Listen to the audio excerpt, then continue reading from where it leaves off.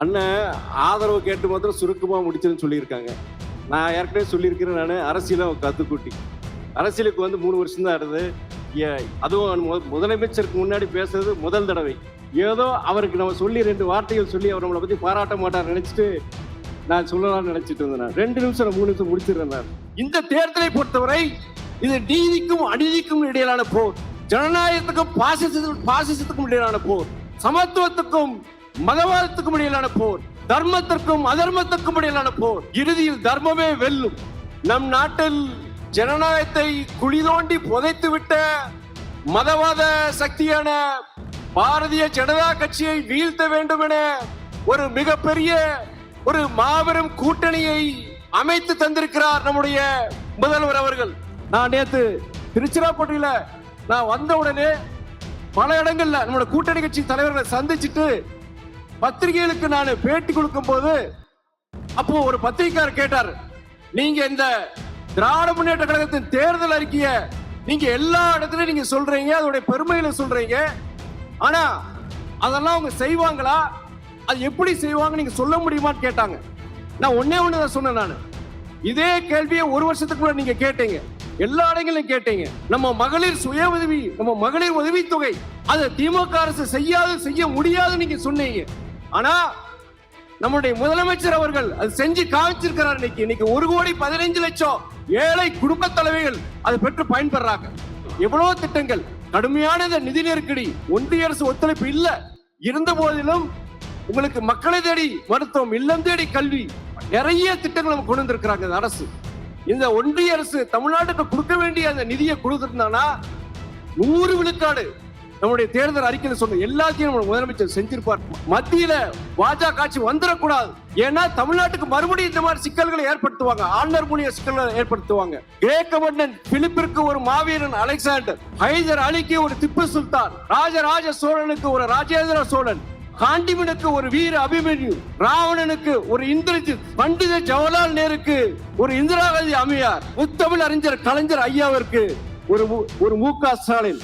நம் நாட்டில் ஜனநாயகத்தை குழி தோண்டி புதைத்து விட்ட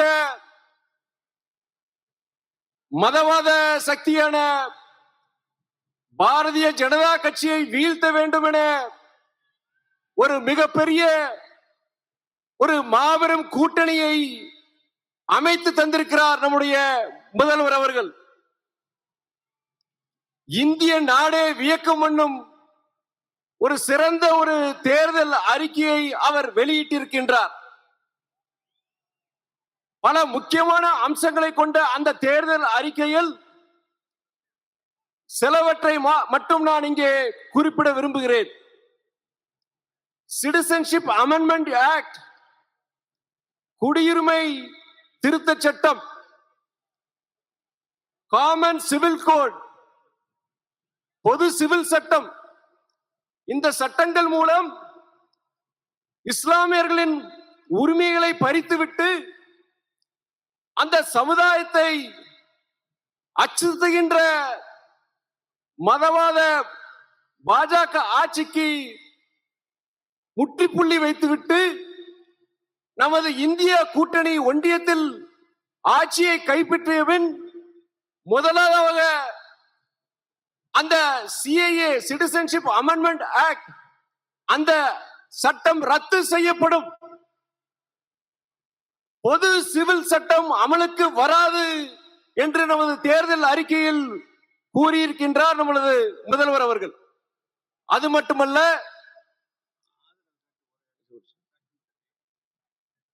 அண்ணன் ஆதரவு கேட்டு மாத்திரம் சுருக்கமா முடிச்சுன்னு சொல்லியிருக்காங்க. நான் ஏற்கனவே சொல்லியிருக்கிறேன், நான் அரசியலை கத்துக்குட்டி. அரசியலுக்கு வந்து 3 வருஷம் தான் இருந்தது. அதுவும் முதலமைச்சருக்கு முன்னாடி பேசுறது முதல் தடவை. ஏதோ அவருக்கு நம்ம சொல்லி 2 வார்த்தைகள் சொல்லி அவர் நம்மளை பத்தி பாராட்ட மாட்டார் நினைச்சிட்டு நான் சொல்லலாம்னு நினைச்சிட்டு இருந்தேன். 2 நிமிஷம் 3 நிமிஷம் முடிச்சிடுறேன். நான்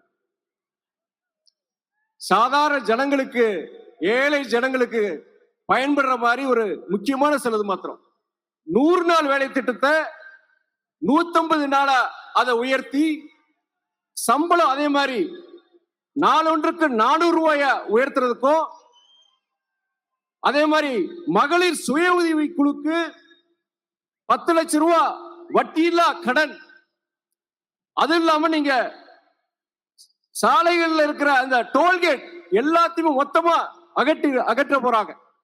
இந்த தேர்தல் அறிக்கையில இந்த மாதிரி சாதாரண ஏழை எளிய ஜனங்களுக்கு நிறைய விஷயங்கள் இருக்கு.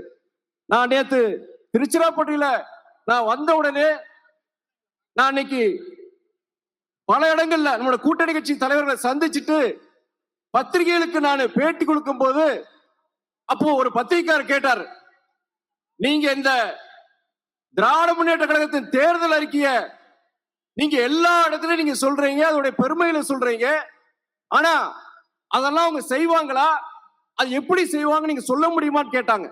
நான் ஒன்னே ஒண்ணுதான் சொன்னேன். நான் இதே கேள்வியை ஒரு வருஷத்துக்கு முன்னாடி நீங்க கேட்டீங்க, எல்லா இடங்களிலும் கேட்டீங்க. நம்ம மகளிர் சுய உதவி, நம்ம மகளிர் உதவித்தொகை அது திமுக அரசு செய்ய முடியாது நீங்க சொன்னீங்க. ஆனா நம்முடைய முதலமைச்சர் அவர்கள் அது செஞ்சு காமிச்சிருக்கிறார். இன்னைக்கு 1,15,00,000 ஏழை குடும்ப தலைவிகள் அதை பெற்று பயன்பெறாங்க. செய்ய முடியாத செஞ்சு காமிச்சிருக்கிற முதலமைச்சர். அதே போல நம்ம எவ்வளவு திட்டங்கள், கடுமையான நிதி நெருக்கடி, ஒன்றிய அரசு ஒத்துழைப்பு இல்ல இருந்த போதிலும் உங்களுக்கு மக்களை தேடி மருத்துவம், இல்லம் தேடி கல்வி, நிறைய திட்டங்கள் நம்ம கொண்டு வந்திருக்கிறாங்க அரசு.